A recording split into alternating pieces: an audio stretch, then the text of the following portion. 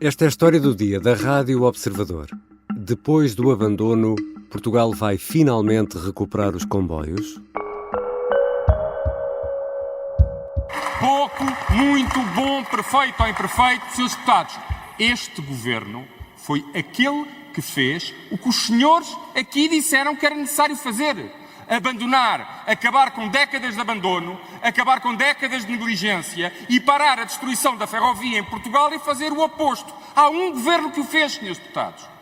Pode-vos gostar de dizer, é este e mais nenhum, é este. João Galamba, o Ministro das Infraestruturas, em abril deste ano, prometia no Parlamento que o Governo está a trabalhar para colmatar anos e anos de pouca atenção, para não dizer quase abandono, da ferrovia em Portugal. Um estudo da organização ambientalista Greenpeace, agora divulgado, diz que Portugal é o terceiro país europeu na lista dos que mais quilómetros de carris perderam entre 1995 e 2018. Foram 460 quilómetros. Ao mesmo tempo, ganhámos em estrada mais 2.378 quilómetros. Estes números dizem muito da forma como o país tem olhado para os comboios nestes quase 30 anos. Segundo este mesmo estudo, as estradas são responsáveis pela emissão de 72% dos gases que contribuem para o efeito de estufa, enquanto o comboio fica com apenas 0,4% desta fatia. Ora, se o comboio é eficaz, se é rápido e se polui menos, por que razão Portugal abandonou a ferrovia e privilegiou os automóveis? E quanto vai custar agora recuperar o tempo perdido? Vou conversar com João Cunha, um entusiasta dos comboios, um especialista em ferrovia. Eu sou Ricardo Conceição e esta é a história do dia. Bem-vindo, João. Olá, Ricardo. Obrigado pelo convite para estar aqui. O João é um daqueles especialistas em ferrovia que sabe tudo sobre comboios, até o nome daquelas máquinas diesel cor de laranja. Bem, para começar, há logo várias máquinas diesel laranja. Posso assumir que sim. Aquela que aparece mais frequentemente no nosso imaginário nas fotografias, há uma que faz parte. Como, por exemplo, as locomotivas 1400 da linha do Douro. Pronto, deve ser essa mesmo.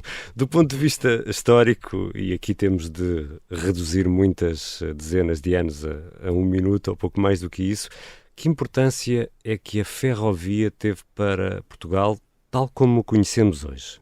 Bem, a ferrovia foi o que de facto permitiu aproximar os territórios do nosso país, desde os seus primórdios ainda no século XIX.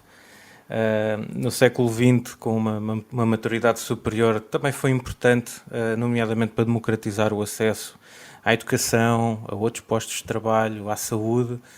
Dou muitas vezes o exemplo da linha do Algarve, que a partir de 57, como um novo esquema de operação, permitiu às pessoas do campo, que até então muitas vezes não estudavam ou não se podiam candidatar a empregos e estavam limitados à agricultura de subsistência, que passaram a poder viajar ao longo da linha do Algarve de modo muito mais cómodo, e isso foi uma grande revolução social ali.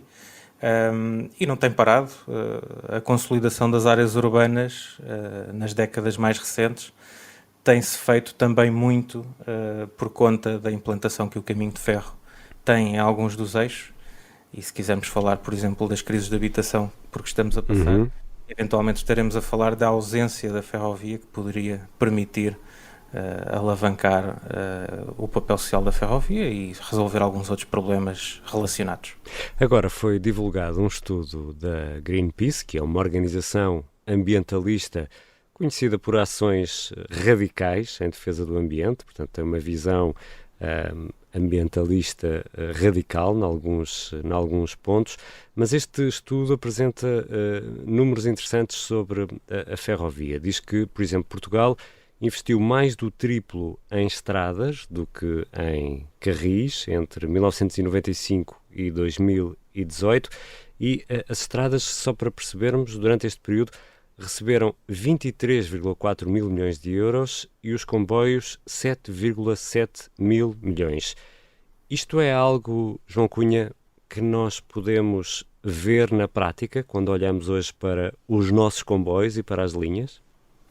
Eu penso que sim. A verdade é que nós, quando olhamos para a rede rodoviária, em particular para as autoestradas, estamos provavelmente no top 3 da Europa, com uma das melhores redes, e quando olhamos para a ferrovia, sentimos que estamos na cauda da Europa e não na linha da frente. De facto, a diferença de investimento foi muito grande. Aliás, nós até muito recentemente ainda estávamos a gastar mais de 1% do PIB por ano com estradas. Tivemos, inclusivamente, mais de uma década com picos de 2% do PIB consumidos anualmente por investimento rodoviário. Como comparação, a Espanha, desde 88, investe uma média de 0,5% do PIB em ferrovias, e nós, como sabemos, Espanha tem neste momento um dos melhores sistemas ferroviários da Europa. Ou seja, nós nem sequer precisávamos de ir para um pico sequer comparável ao das estradas para estarmos na situação espanhola. Isto também diz muito, de facto, do desinvestimento que houve em Portugal e da distância enorme que os caminhos de ferro tiveram das estradas no que toca a uma aposta em equipamento e infraestrutura. E todos nos lembramos de casos, sei lá, como a linha do Tua ou o metro do Mondego. Naquele caso foram retirados os comboios para construir um metro que, bom, ainda hoje a coisa não está bem resolvida. Que outros exemplos é que nos consegue dar de linhas que desapareceram e que prestavam algum serviço, ou daquelas que estão tão degradadas que se calhar mais valia desaparecer ou não estarem ao serviço? Bem, eu naquelas que desapareceram falo muitas vezes do ramal de Monção, que está ali bem perto de Valença, onde chegam os comboios, uma zona ainda bastante dinâmica do nosso país e que muito incompreensivelmente não está a lutar pela reposição desse pequeno ramal. Podemos falar também de Porto Alegre ou de Beja, que apesar de terem comboio, as linhas são desadequadas, os padrões de serviço são desadequados, é quase como se não tivessem. Podemos falar de Bragança, Vila Real ou Viseu, que não têm comboio de todo. Podemos falar da linha do Oeste, que passa numa das regiões mais importantes social e industrialmente do país, mas que de facto, quer por passar em sítios pouco interessantes, quer por ter um padrão de serviço também muito limitado, não cumpre nenhum papel social relevante e devia. Como podemos falar também de casos como, por exemplo, a linha do Corgo entre Régua e Vila Real, que seria uma linha fundamentalmente para aproveitamento turístico nos dias de hoje, mas que percorre ali o Alto Douro Vinheteiro, e poderia ser hoje em dia uma grande atração, um grande cartaz para complementar a oferta da região.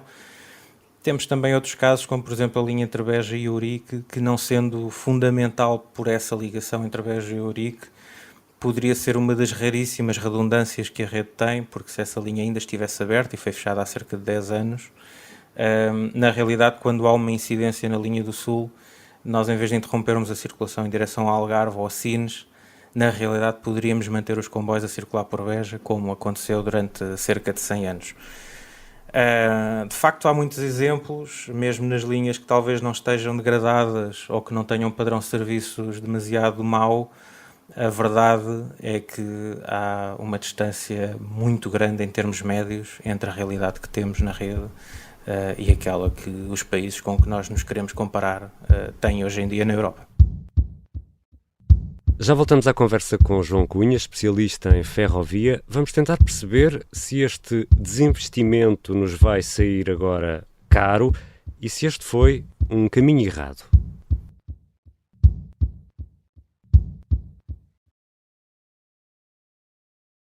Regressamos à conversa com João Cunha, um entusiasta dos comboios, um especialista em ferrovia.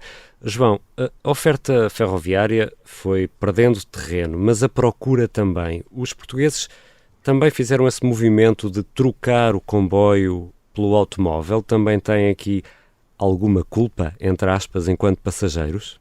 Eu não consigo culpar os passageiros, sim, trocaram o comboio pelo automóvel, mas quando pensamos que nos últimos 40 anos, de modo conservador, a área metropolitana de Lisboa e do Porto talvez tenham duplicado a sua população, ou se não foram 40, 50, 60 anos, e que nesse mesmo período foi apenas construída uma linha de caminho de ferro nestas áreas metropolitanas, a linha da Ponte 25 de Abril em Lisboa, nós percebemos que, e estou a olhar para as áreas urbanas, porque obviamente é são nessas áreas onde o comboio, em termos de volume, faz mais diferença. Obviamente percebemos que há muita gente que se migrou para estas áreas urbanas e que não tem acesso a este transporte. E, portanto, teve que optar por outros transportes, nomeadamente pelo automóvel. Quando nós vemos também, de um ponto de vista de ligações interurbanas, que mesmo Lisboa-Porto, que enfim, que é, digamos, a nossa melhor ligação, que tem um tempo de viagem similar a 1981, ou que, por A 81. exemplo, a 81, quando começaram a circular os comboios em 3 horas. Na altura com uma velocidade de ponta de apenas 140 km por hora, mas era possível. Ou quando nós vemos que, por exemplo, ainda é tão difícil cruzar o Rio Tejo pelas restrições que a Ponte 25 de Abril tem, e que isso penaliza tanto os tempos de viagem em direção ao Algarve, ao Alentejo ou a Madrid, de facto os portugueses trocaram o comboio pelo automóvel e foram fundamentalmente forçados a isso. E quantas pessoas perderam acesso ao comboio desde 1995, por exemplo? Bom, a Greenpeace fala no seu novo estudo de cerca de 100 mil, eu acredito que foram bastantes mais, porque esses 100 mil estamos basicamente a falar de localidades que tiveram comboio e que hoje não têm, e a população que tem hoje em dia. Na realidade, se nós olharmos para o aumento de população que houve nas áreas urbanas e que não está satisfeito por novos eixos ferroviários, eu acredito sinceramente que se calhar há 50 anos metade ou mais de metade da população portuguesa teria alguma facilidade em andar de comboio e eventualmente usufruir do comboio com alguma regularidade, e hoje em dia, só olhando às áreas urbanas, provavelmente é muito inferior. Portanto, eu acho que os 100 mil do estudo da Greenpeace estão claramente subestimados. Nesta altura, o país já percebeu que tem de fazer qualquer coisa e temos várias promessas para reabilitar a ferrovia. João Cunha, entre aquilo que foi prometido nos últimos anos e aquilo que foi feito ou que ainda virá a ser feito, que balanço é que conseguimos fazer nesta altura? Bom, infelizmente o balanço é muito mau, não consigo dizê-lo de outra forma. Eu ainda ontem estava a fazer uma revisão do programa Ferrovia 2020, inicialmente foi anunciado para execução entre 2016 e 2021. Neste momento as perspectivas de finalização de alguns dos investimentos já estão realisticamente em 2025 ou 2026. Um plano que começou com 2.700 milhões e que vai terminar, na melhor das hipóteses, com 1.800 ou 1.900. Portanto, estamos a falar de, em vez de investir 500 milhões por ano ou 550, no final de contas estaremos a falar de 180 ou 190 milhões, a maior parte pago com fundos europeus, o que quer dizer que o esforço do Orçamento de Estado é inferior a 100 milhões por ano, ou apenas 10% daquilo que Espanha gasta do seu Orçamento de Estado com ferrovia, em termos comparativos, olhando aos tais 0,5% do PIB. Portanto, a distância entre anúncio e realização acho que nunca foi tão grande. É assim nas infraestruturas, o próprio PNI 2030 neste momento já é impossível, e estamos em 2023 ainda, como na operação, onde continuamos a ter um operador histórico com uma performance pouco digna dos tempos atuais, que não se reforma e que talvez também não tenha os incentivos para mudar. De facto, quer nas infraestruturas, quer na operação, nós continuamos a não nos aproximar da Europa. Aliás, eu continuo a achar que nós continuamos em divergência acelerada com a Europa, porque enquanto nós fazemos todas estas promessas em Portugal, na Europa continua a haver um investimento em aceleração na ferrovia e, portanto, nós temos que acelerar mais do que a Europa para nos aproximarmos. Como nós não estamos sequer a acelerar, eu temo que estejamos a ficar cada vez mais para trás, e isso é bastante triste. E nós estamos na Semana Europeia da Mobilidade, sexta-feira, dia 22, é o Dia Europeu Sem Carros. O comboio é, e corrija-me se esta afirmação estiver errada, é um transporte de futuro, não é um transporte de passado, apesar de ter começado a vapor. Um comboio é uma alternativa de futuro, ou não? Absolutamente, até porque o comboio, mesmo agora quando comparamos com a eletrificação de outros modos, o comboio tem uma grande vantagem, que é o contacto entre a roda e o carril que permite ao comboio ter um gasto energético por unidade de carga, passageiros ou mercadorias, muito inferior a qualquer outro meio de transporte, o que quer dizer que para volumes importantes será sempre muito mais eficiente. E é por isso que anda cá há 200 anos, que já teve várias sentenças de morte e na realidade reinventa-se sempre. É cada vez mais importante nas áreas urbanas. Nós podemos eletrificar os carros, mas isso não nos elimina o congestionamento das vias. É cada vez mais importante para o transporte de mercadorias, para transportarmos de forma mais eficiente, conseguirmos custos unitários de transporte mais baixos. E quando nós olhamos ao transporte interurbano de passageiros, na realidade a própria implementação da alta velocidade ou da alta performance em eixo de longo curso continua a acelerar no mundo civilizado e agora também já no mundo em desenvolvimento, o que nos mostra que de facto o comboio é ao mesmo tempo uma solução de créditos absolutamente firmados e tecnologicamente muito estável e ao mesmo tempo com um enorme potencial de futuro e muito por explorar. Mas podemos acreditar que vamos ter um serviço ferroviário, eu diria já a médio prazo, que nos pode pôr, por exemplo, em Madrid em 3 horas ou menos e não nas 10, como penso que atualmente ainda acontece. Usar esse sistema, um sistema ferroviário para nos ligar à Europa, temos aqui vários problemas, desde logo da bitola ibérica, que eu peço ao João que explique aí numa frase. E quanto é que isto vai custar agora, depois de todo este desinvestimento? Sim, o problema da bitola, resumidamente, não existe. Nós já temos comboios que migram facilmente de bitola e, portanto, o material circulante nos últimos 10 anos, 15 anos, resolveu um problema que até então nós olhávamos só pelo lado da infraestrutura e pensávamos que teríamos que uniformizar a infraestrutura. No resto, mas sim, já agora, João, explique-nos lá o que é isso da bitola. Pronto, é importante. A bitola, portanto, é a distância entre carris, que na maior parte da Europa é de 1435 milímetros e na Península Ibérica é de 1668. Portanto, ou seja, os nossos carris são mais largos do que o resto dos europeus, não é? Correto, portanto, no comboio não pode passar os Pirineus assim à vontade, se ele conseguisse subir a montanha.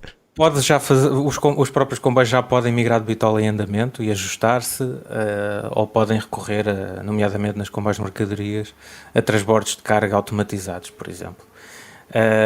Voltando à questão inicial, eu acho que nós podemos sonhar com tudo isso. Nunca como agora isso esteve ao alcance de vontade política.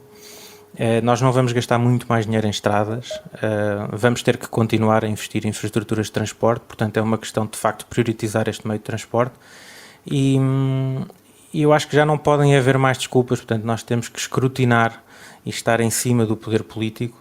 O poder político já percebeu que, pelo menos de um ponto de vista de anúncio, é importante posicionar-se com ambição nos caminhos de ferro.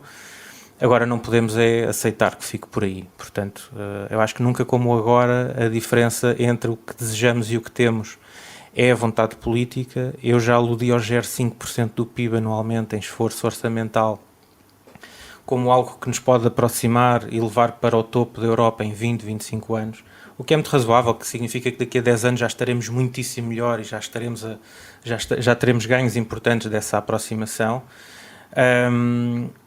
Agora, de facto, falta executar. E já estamos com esta conversa há muitos anos e a cada governo, mesmo estes recentes, todos do Partido Socialista, que no fundo são renovações, mesmo estes últimos governos não estão, quanto a mim, a encurtar a distância entre o desejo e a execução e, obviamente, que se não o fizermos, nós nunca vamos sair do sítio onde estamos. Obrigado, João.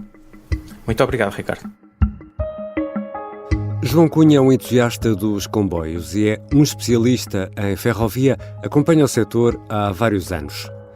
Esta foi a história do dia e este episódio tem praticamente a duração de uma viagem de comboio de casa para o trabalho ou vice-versa. E se gosta da história do dia, pode ajudar-nos. É simples, basta recomendar este episódio ou um outro de que tenha gostado a um amigo ou um familiar. Nada bate a divulgação boca a boca. E já agora, obrigado aos milhares que já nos seguem nas plataformas de podcast. Basta só clicar em seguir e já está. Esta é também uma grande ajuda à história do dia. A sonoplastia é do Artur Costa, a música do genérico do João Ribeiro. Eu sou o Ricardo Conceição. Até amanhã.